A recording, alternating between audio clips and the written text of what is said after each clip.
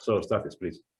Mr. President, Mr. Chairman, thank you very much. And first of all, I must congratulate the Turkish, the Italian, and the Greek colleagues who had this very nice idea, which seems to work very, very well. And thank you for the invitation to participate. The Samos earthquake is very particular for me because I come from Samos. So I'm very close to people from Izmir.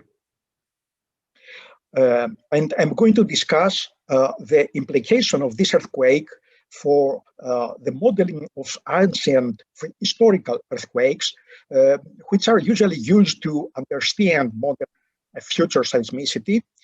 And also there are some implications for ancient monuments. Some years ago, or many years ago, I was studying coastal changes in Samos, and it was nice to find that several raised shorelines that are found at the western part of the island here, shown in two locations here or here. They indicate raised shorelines who have been uplifted during earthquakes. The last one was about 500 years ago, and the other one recorded was about 3,000 years ago, rough dates. And these uplifts indicate large earthquakes, cannot be small earthquakes, 6.5 earthquakes, etc. So when I heard in the radio and television that an earthquake of magnitude 7 or nearly 7 occurred, I was horrified. The earthquake of this magnitude was not a surprise, but when I heard that it was just north of Samos, where there is one of the deepest basins in the Aegean, which are associated probably with raised shorelines there, I was expecting the worst. So my first predictions were that at least the northern part of Samos was destroyed, like this one village here, which is the village where I come from, and also that this damage was extending to the coasts around Kuşadası in the Turkish, in the continental coast there, where probably this fault continues, this fault zone better. However, in both these points, I was wrong. And I'm very happy for that because I shall have the opportunity to go for holidays in Samos. Of course, Samos have suffered much damage. This photo here shows the landslide. It was before the earthquake. This landslide was reactivated during this event, and still produces serious problems in the circulation of the main road of the island. This is one of the examples. The other problem is structural damage. About 10% of the total number of about 28,000 buildings that exist in Samos were affected by this earthquake, from small, moderate damage to collapse. However, statistics do not show the whole truth, only one side of the truth, because most of the damaged structure were semi-ruined already before the earthquake. An example is here.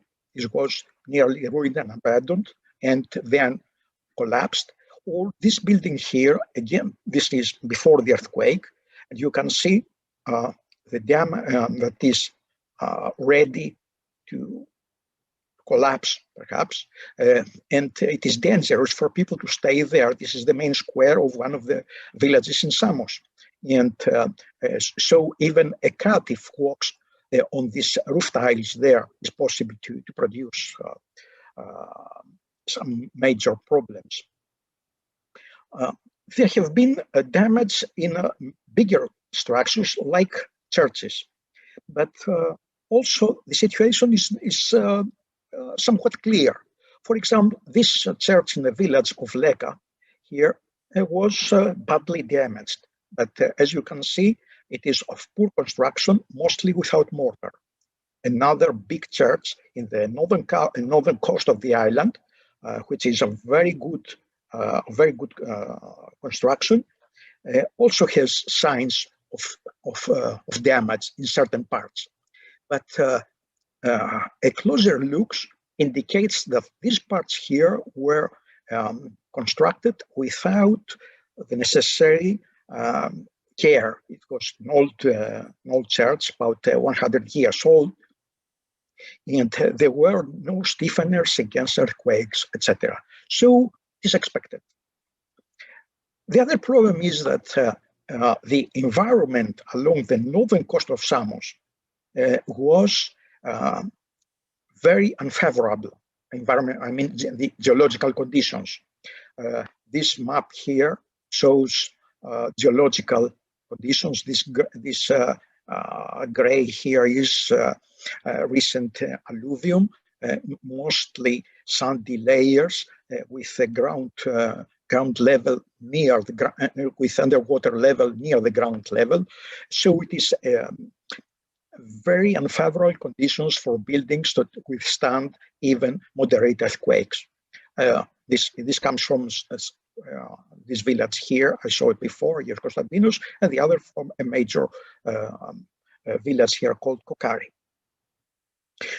So the conditions were extreme. In this graph here, they shows a kind of cross-section, and they show that the northern part of the island is just above the tip of this magnitude 7 fault. A fault which produced a magnitude 7 earthquake. So in this environment here, in this location here, normally some important damage is expected. It's not possible to have all these events here, this earthquake, and nothing and no more damage here. Still, because of these conditions, the Samos earthquake was a kind of surprise, which I could say was characterized by a bimodal pattern of structural damage. In the near field, there was actually a damage deficit in the area of Samos. Limited damage for the conditions and for the specific earthquake. And the worst of all, of course, is that in the far field, about 70 kilometers away, in a part of Izmir, there has been localized destruction, which is something incredible, incredible loss, so many people, etc. And all this was produced by a moderate background acceleration. The maximum acceleration measured somewhere there from 3, 4, or 5, I don't remember well, accelerometers, was 0.11 g. It is a very moderate value of background acceleration, and to have such great damage and death toll. I believe that this pattern of earthquakes is not a very unique, and we have some other examples, perhaps in smaller scale. In 2014, in the northern Aegean, there was another earthquake. It was the Samothraki Koktsiada earthquake, again of magnitude close to 7, which was characterized equally by damage deficit in the near field. The islands around Samothraki, around the fault, as I'll show later, were suffered no damage at all. And there was some moderate damage in the far field. This figure here explains the situation based on high rate GPS data on dynamic displacements. So this is the fault modeled in cooperation with some Turkish colleague from Istanbul. And what we found is that the dynamic displacements recorded by high-rate GPS were relatively small for the whole earthquake.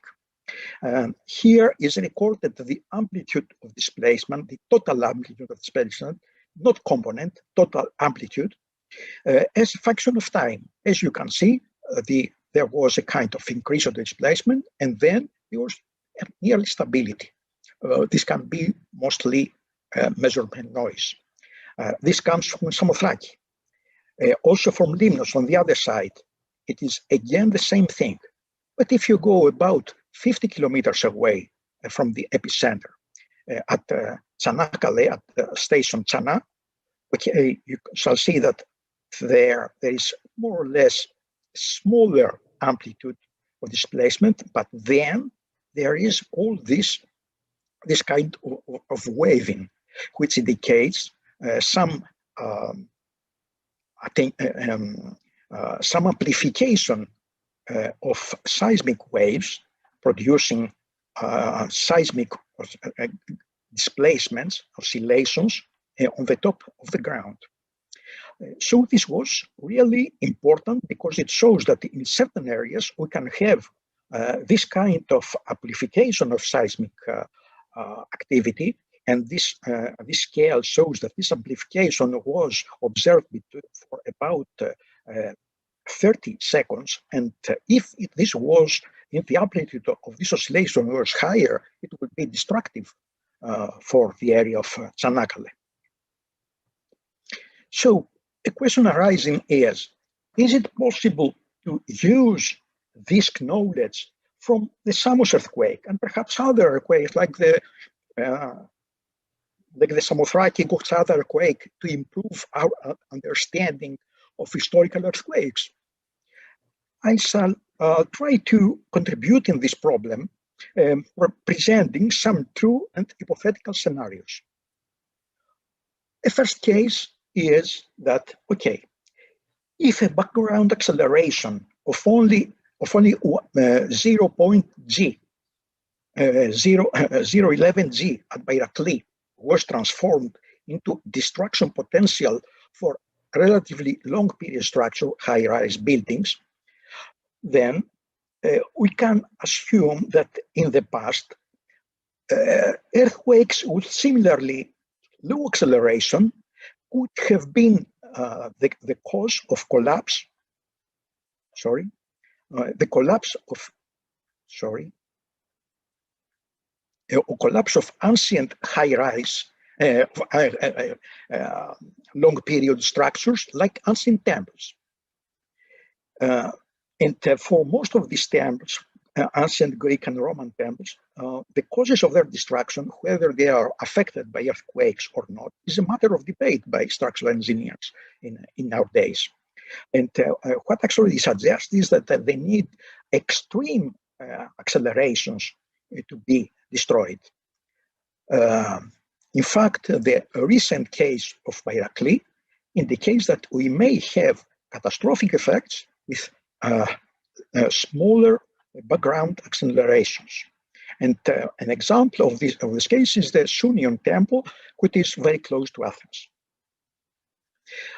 Another case is that studies of Ambrasis and others from Iran and also from Mediterranean area have revealed that the true epicenters of earthquakes are located within 30 kilometers from the area of maximum intensity, from their macroseismic epicenter. In the case of this of the Samos earthquake, we have these two distant areas. So this model for identifying the maximum intensity is not easy to be applied. Each of these areas here indicates perhaps a different earthquake, but still we know, because we have the modern seismological evidence, that there was just one single earthquake which produced this problem. And this problem is not very theoretical. It is something very important for the earthquakes in the Aegean Arc. Let's see some other cases. For example, this is an earthquake, the mesoseismal area, of an earthquake about 2,200 years ago, which affected both the modern Greek and Turkish areas. As you can see,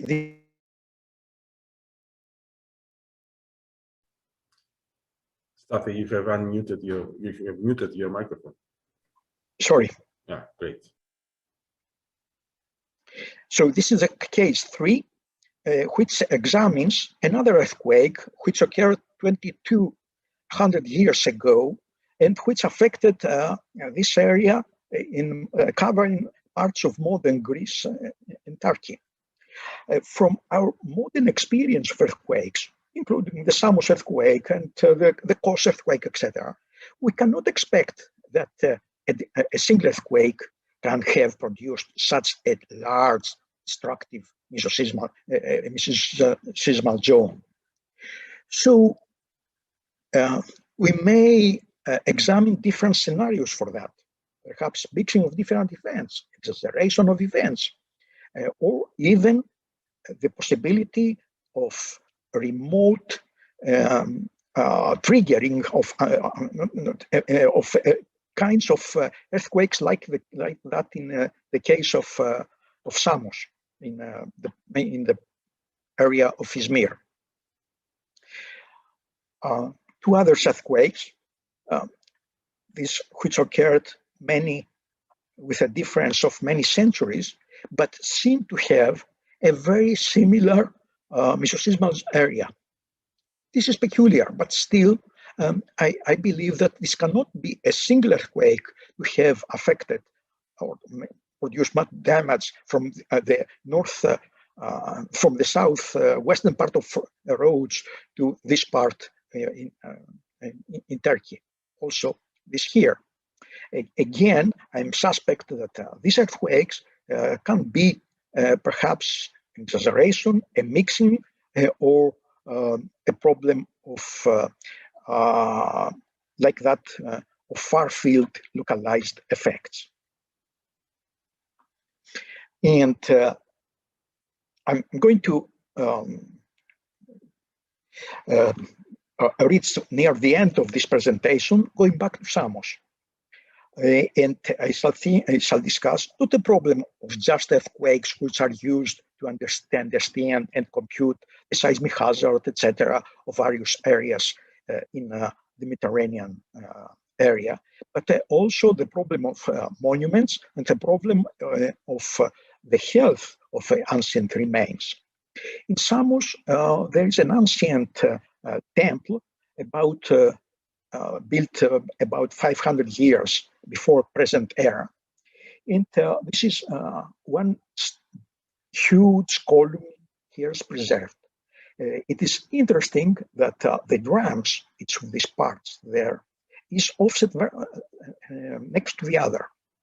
The only explanation for these drums is that they originate from oscillations due to ancient earthquakes. We don't know how many, but we know that there were earthquakes. And these earthquakes produced a kind of pattern in the oscillation. And this was a way for the ancient monuments, for the ancient columns, to be preserved erect, to survive the earthquakes. So in this case, we have two different scenarios. Either that this oscillation, which produced the offsets, is associated with very high background accelerations. This acceleration can be associated, for example, with the raised shorelines, with earthquakes which produced the uplift of shorelines in this area here, and they are in an area of a few kilometers away.